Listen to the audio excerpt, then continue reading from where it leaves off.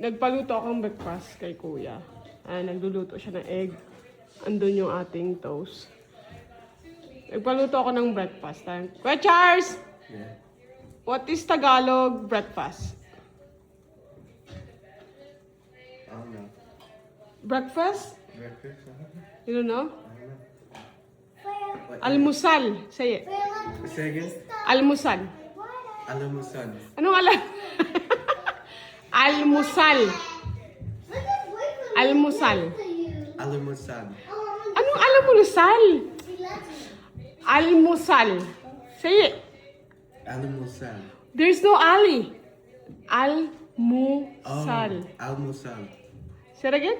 Almusan. Almusal. Paluktat yung dila mo. Okay, breakfast, almusal ha.